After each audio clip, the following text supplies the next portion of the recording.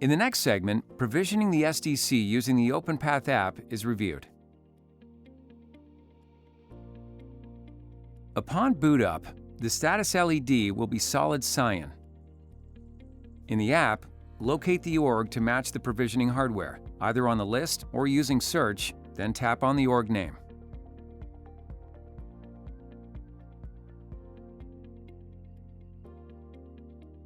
Next, tap here.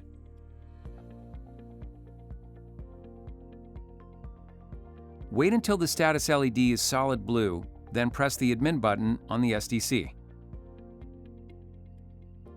Note that the SDC will disconnect from the app after 5 minutes of inactivity. To reset the timer, press the admin button again.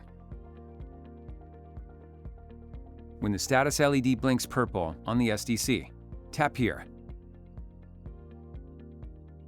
When the status LED changes to solid purple, tap Test Internet Connection and wait for a green Yes to appear before proceeding to the next step. Note that this step can be used to verify if the ACU or SDC can ping the following URL.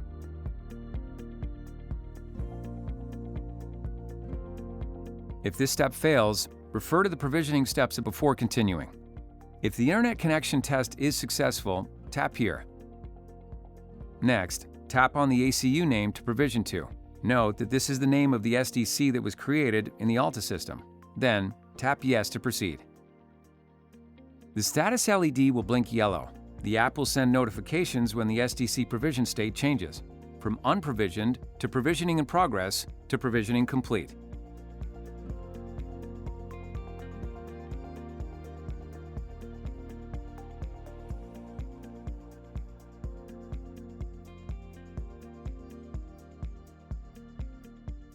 When setup is complete, the status LED will change to solid white.